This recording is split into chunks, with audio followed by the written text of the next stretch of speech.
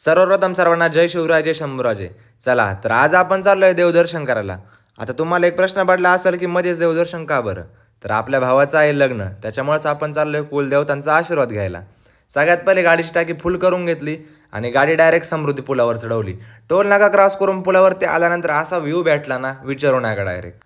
आता सगळ्यांच्या बाबतीमध्ये एक गोष्ट कॉमन आहे, जेव्हा गाडीमध्ये घरचे राहत तेव्हा गाडीचं स्पीड कसं राहतं, त्याच प्रकारे आमचं स्पीड बी एकदम हळू होतं. आता मम्मीला मला तर लय बोर झालं होतं, पण टाईमपास करत करत आम्ही बी चाललो होतो. असं करता करता करता आम्ही 2-4 टोल नाके क्रॉस केले. पण आमच्या भावाची हवा पा, कार्ड दाखवलं की टोल नाका लगेच क्रॉस. म्हणलं विषय यार बाबा, तुला मानायला पाहिजे. मग भावाला मस्तपैकी एक सायलीत ठोकला आणि डायरेक्ट जेवायला आलो. आणि इथं आले म्हणे भाऊ पाना लागलं ओढायला.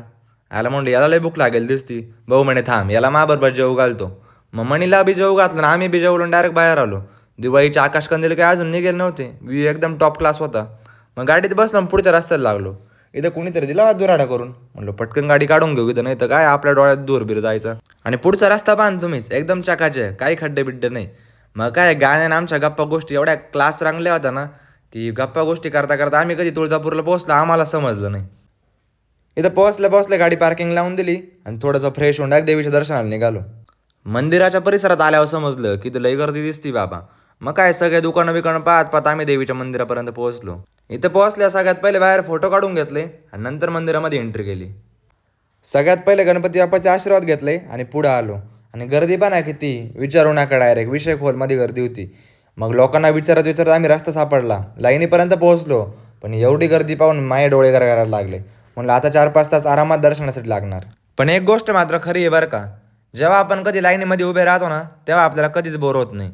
कारण एक से बडकर एक नमुने भाविक आपल्याला भेटत राहत आहे. काही काय तर असे कलाकार राहता ना की काय सांगू तुम्हाला. आता इकडे या लहान पोरांना बोर झालं होतं वाटतं, त्याच्यामुळे खेळत बसले होते. आणि जिन्यात गर्दी पहा ना किती, अरे श्वास घ्यायलाच जागा नाही डायरेक्ट.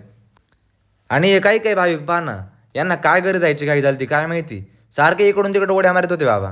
आता यांना कोण सांगणार तुम्ही असं करून लईत लय मूर्तीपर्यंत पोहोचू शकताय, पण देवापर्यंत तुम्हाला कोण घेऊन जाणार. अरे काय लोक आहे बाबा, लय अवघड परिस्थिती.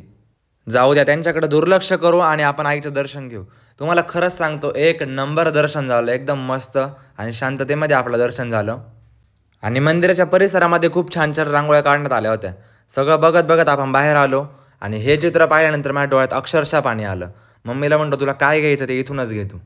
म्हणजे बघा ना, अगदी खेळायच्या वयामध्ये हा मुलगा व्यवसाय करतोय. म्हणजे किती कमी वयामध्ये याच्यावरती जबाबदारी पडली घरची, आपल्याला समजतं याच्यातूनच. महाद्वारातून बाहेर आल्यानंतर आम्ही प्रसाद घेतला आणि या कुंकवावरती पहा ना किती भारी केलेलं आहे. आई किती प्रसन्न दिसते याच्यावरती, लय भारी वाटलं हे पाहून. आणि यांचा बी काहीतरी मशीनचा खेळ होता. एवढ्या जोरात म्हशी पडत होता आणि डायरेक्ट भीती वाटत होती अक्षरशः रस्त्यावरती जायची.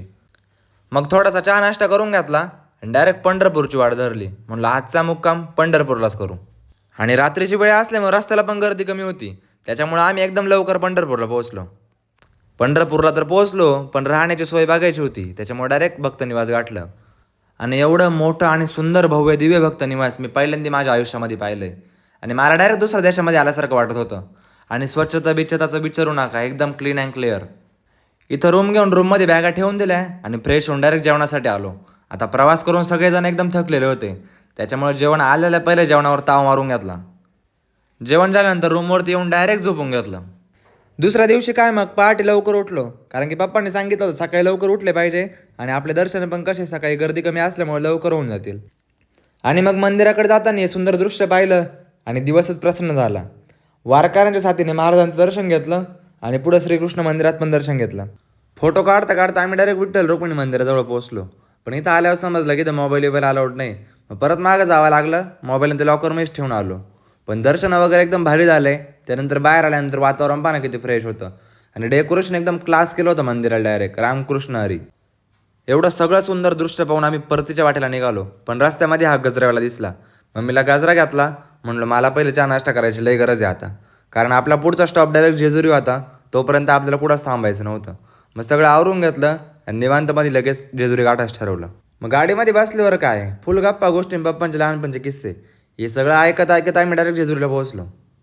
आणि रस्त्यावरूनच बघा ना, जेजुरी गडावरील खंडोबाचं मंदिर एकदम स्पष्ट दिसत होतं. पण म्हणलो आपण पहिले करायला दिले जाऊ. इथे येऊन आंघोळी वगैरे केल्या, फ्रेश झालो आणि डायरेक्ट पूजेसाठी बसलो.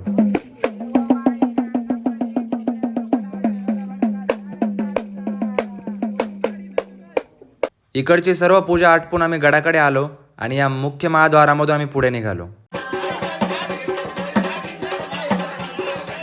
गडावर ठिकठिकाणी अशा प्रकारचे गोंधळी बसलेले होते आणि इकडे भाऊनी गोडा बिबट्यान सगळं आणून ठेवलं होतं फोटो काढण्यासाठी. हे सगळं बघत बघत आम्ही डायरेक्ट गडावरती पोहोचलो. दिवाळीनिमित्त गडावरती एकदम सुंदर प्रकारे डेकोरेशन केलेलं होतं आणि भव्य आकाशकंदील पण लावलेला होता. हे सर्व बघून आम्ही डायरेक्ट दर्शन रांगेमध्ये आलो. आता दर्शन रांगेमध्ये आल्यावरती गर्दी चांगलीच होती आणि त्यात आज रविवारचा दिवस म्हणल्यावर गर्दी असणारच. पण एवढी गर्दी असून देखील आमचे दर्शन एकदम मस्त झाले. दर्शन घेऊन आम्ही बाहेर आल्यानंतर थोडा वेळ विश्रांती केली आणि लगेच परतीच्या प्रवासाला निघालो. आता उशीर तर खूप झाला होता आणि त्यात भूक पण लागली होती. म्हणलं आता पहिले एखादा हॉटेल पाहू आणि जेवण करून घेऊन नंतर पुढचा प्रवास करू. इकडे या जेसीबीने रस्ता अडवून धरला होता. याला बाजूला केलं आणि हॉटेलमध्ये गाडी घातली. इथं जेवण वगैरे केलं आणि डायरेक्ट घरचा रस्ता धरला. सुंदर असा मावळतीचा सूर्य पाहून आम्ही घरी सुखरूप पोहोचलो. पुन्हा भेटूया पुढच्या व्हिडिओमध्ये. तोपर्यंत सर्वांना जय शिवराय, जय शंभूराजे.